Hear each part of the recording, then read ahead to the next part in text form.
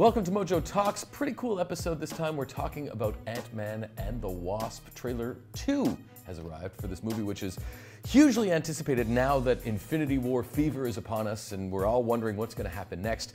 So we've convened a panel and we're going to talk about the new trailer. I should mention, spoiler alert, because this is going to touch on things that happen in Infinity War. So if you haven't seen Infinity War and you want to avoid spoilers, be warned.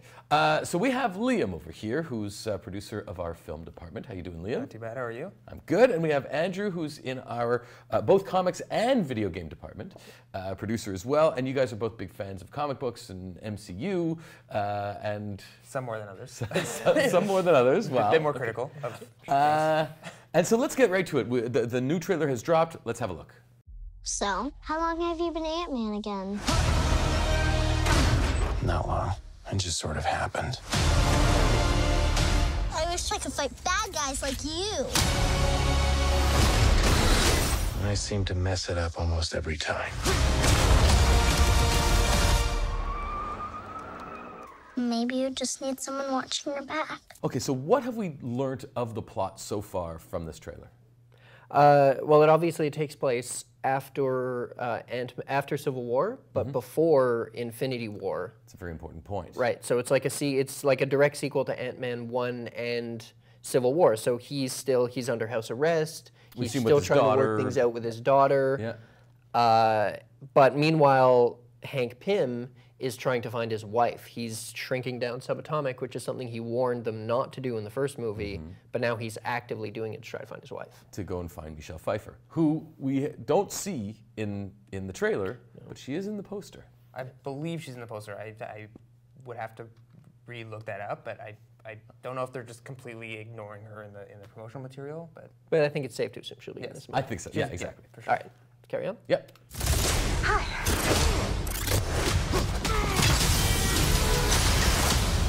Like a partner. Dr. Pym, I actually heard what happened to you. You opened up the quantum realm. That's when this crazy creepy ghost who like walks through walls and stuff. Stole your tech. And now she wants to take over the world or whatever. So that was an interesting point. So in the comic books, Ghost is an Iron Man villain, and Ghost's technology isn't related to Hank Pym's Pym particles. But in this, it seems like they're co-opting her. Exactly, and bringing her into Ant-Man. Flipping it a little bit. Exactly, and to me, that's really interesting because it means there's not it sort of condenses things a little bit and keeps things like a bit tighter and gives Ghost, it's a man in the comics, it's a woman in the... I like her look though. What do you think of her costume? It looks pretty badass. It's pretty sleek. Yeah. Yeah, I mean, you kind of hate this stuff, don't you? I don't know. This trailer, I think, has me a bit more excited than I normally would for a movie like this. I think them swapping it so Ant-Man gets the Ghost villain is interesting because I feel like Ant-Man doesn't really have any iconic villains that people would know of. So I think they had Ultron, but the Avengers stole Ultron from Ant-Man. Right. So they're just kind of swapping all over the place. Gives it a bit more higher stakes, I guess, with a more A-list villain. It's like a villain key party if you think about it. They're just everyone throw your keys in, and we'll see who you go home with at the end of the night. But what is also interesting though is that the humor so far in this movie, of course, the first one was very funny, but I feel that it's a bit of a palate cleansing after the darkness of Infinity War. This is setting the tone a little bit lighter. I think I was talking to you about this earlier. Was that it's given me a bit of like a '90s comedy tone to it, especially with the the song, Paul Rudd part and the song. Yeah. That's my take on watching the trailer for a few times, especially towards the end. We'll talk about it later with the comedy at the end. I think it would fit right in with your kind of Adam Sandler's or I don't know of the '90s. That's a good point. So it's sort of classic Marvel movies, but a big departure from where Infinity War went. Exactly. For sure. I hadn't thought about that. That is dark. Let's keep going. Who would have believed that in your hour of need, you would turn to us? Not me. Because we robbed you. Do you remember? That's us. The only chance we've got is both of you. Ant-Man and the Wasp teaming up. Follow my lead.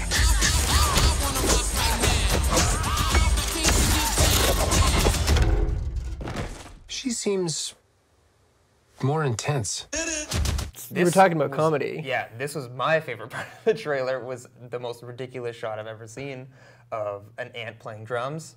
I've never seen an ant playing But drums. what is going on here? We were talking about this earlier. It was that we think this is either part of some sort of story. Michael Peña's character's telling. See, that's what I think it is. I think it's Michael Peña is like being like, oh, you got these ants. You can make like an ant band. You know, you can be the guitarist, then you could get an ant to be the drummer. That's what I think. That's what I think is happening. I'm trying to think of like what context this would happen in the movie and why they would think to put it in a trailer.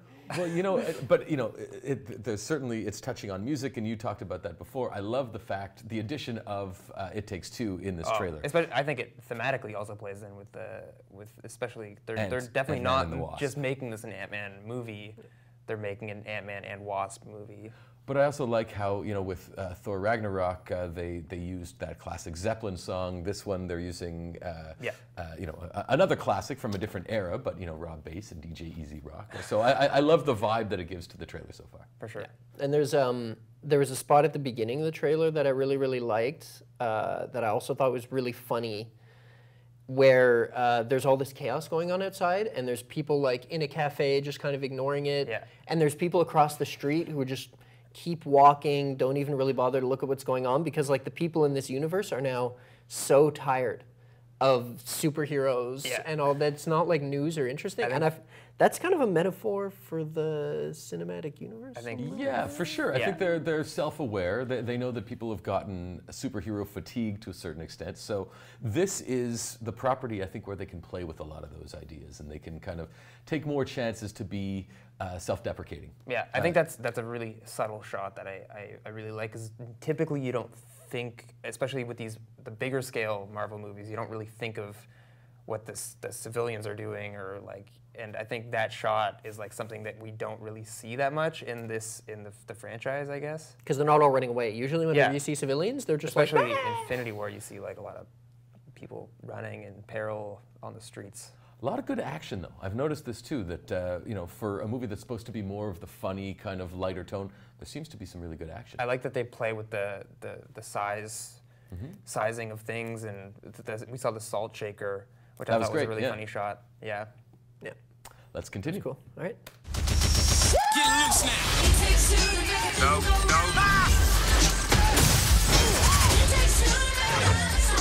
You go low, I'll go high. I have wings. Why would I go low?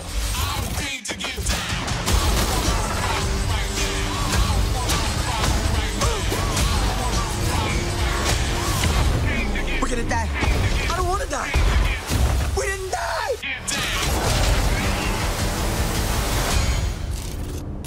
Hey, what'd I miss? We were just tiny!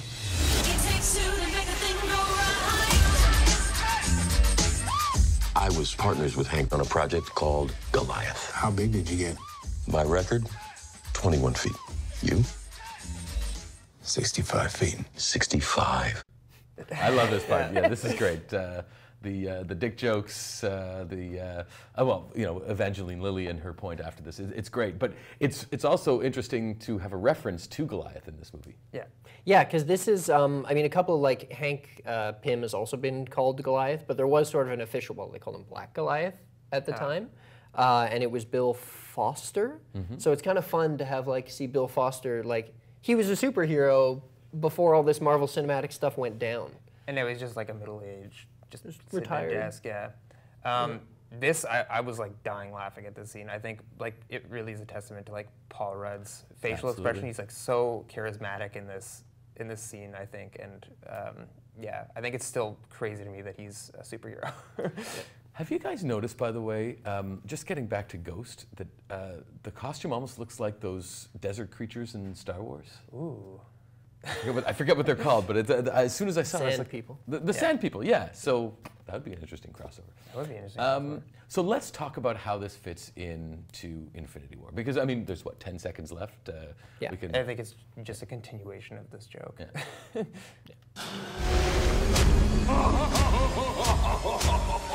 If you two are finished comparing sizes. 65. So coming out of Infinity War, my first question was, where's Ant-Man and what role does he play in the universe at this point? What are we thinking with regards to Infinity War and how all these worlds mesh? I think they poked fun at that with the teaser trailer, I guess, for this, when they had all the Avengers, like they were obviously in their actor personas, but they were like, where was Ant-Man during all this? And like, you saw like Scarlett Johansson. And they have their theories. Yeah. Yeah. I mean, I'll throw it to you, I guess, because We should say spoiler alert again. Yeah, So, spoilers, Infinity War spoilers. We're getting right getting into the depths, into the weeds here. So yeah, so I mean, I think that, my theory, and I'm pretty confident in it, is that the post-credit scene for this movie is going to have the Wasp and Hank Pym disappearing. not Hank Pym, or do you mean Hank Pym? Yeah, Hank Pym. Paul Rudd? I think, Or- no, Paul Rudd is Scott Lang. Oh, right. I think yeah, it's going to have the Wasp and Hank Pym disappearing, becoming Ash. And then he's going to be like, oh, wow, what's going on? And then his pager's going to beep, and it's like Captain America or whatever. Captain America. I think it would be more interesting from an ambitious standpoint if Scott Lang, yeah. If Scott Lang disappeared, it would blow my mind if just in the middle of the movie, like instead of it being an end credit scene or they build up to it, just like in the middle of a scene of dialogue or in the middle of like a battle scene, if people just start turning to ash in the middle of the movie. So if this in actuality was happening simultaneously Yes. with Infinity War. I think that would blow people's minds. I think That just blew my mind. That's awesome. just like without any like build up to it, if just like people were just like And would it be an Easter egg and it would just kind of live like that, or would it be a big part of the movie? a big part of the movie. I think it would be crazy if it was a big part of the Would movie. they tie in that I guess strongly? that they would have to trust that people had seen Infinity War. At Yeah, that I point, mean, I right? think statistically, I think everybody's already seen Infinity War twice. twice. Everybody on Earth has already seen Infinity War, but oh man, that would be great. So like fight scenes going on, he goes to punch somebody, and they just like and just disappear. The Wasp turns to dust in the middle of a fight scene, or like, Yeah, or in the middle of a line of dialogue. It's just out of nowhere.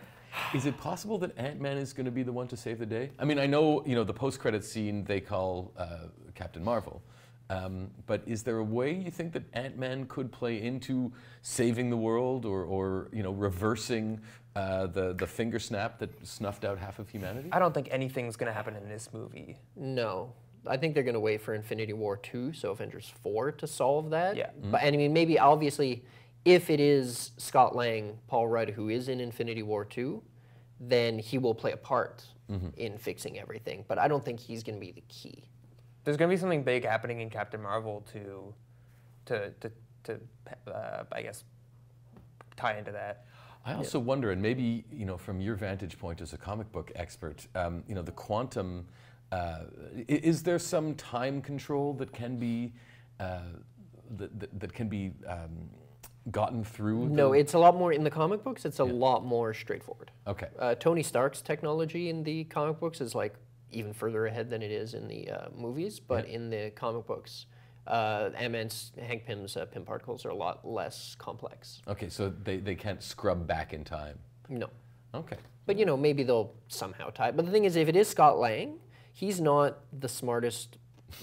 He's the least smart person of his crew. Right. So like, I don't think he'll like have the technology or the smarts to be able to fix it. Because he's not the genius inventor. No, he's not. But he's Paul Rudd. Everybody loves him. Yeah, he's beloved by many. That's right. And I still think a great casting choice for this movie. For sure. I think, yeah. And I'm excited to see this. I remember coming out of the first Ant-Man feeling like, okay, they got this right. And it could have gone really in the wrong direction. So I feel good about this trailer. I'm not sure we're going to get the answers that we want for the MCU. But There's definitely going to be some sort of tie-in, I think, for sure. Especially, we were talking about this being the smartest choice for Disney, I think, to be the follow-up to the Avengers, because I think Disney doesn't really have that much faith in Ant-Man as a character, because he's a bit of a silly character. I don't know if I'm going to get Well, he's paid like for saying sort of that. one of the lesser He's one of the lesser Marvel people, and to put this right after Infinity War, I think you're going to get a lot more people in seats that wouldn't have seen this. if it had come out. Hoping that this Hoping, will yeah. tie into Infinity Which I War. think there'll be some sort of ties, but I don't think in a big way that we'll see in like Captain Marvel. Well, yeah, obviously Captain Marvel is going to really kind of tie up The a lot of the these ends. cliffhanger in Infinity War is a big thing. So Yeah. Well, thank you guys. Let us know what you think in the comments. I think there's a lot to be gleaned from this. There's a lot of predictions we can make, but ultimately you tell us what you think, and then we'll tell you what we think, and then it'll go back and forth and back and forth. Thanks for watching. Thanks for being here. We'll see you next time.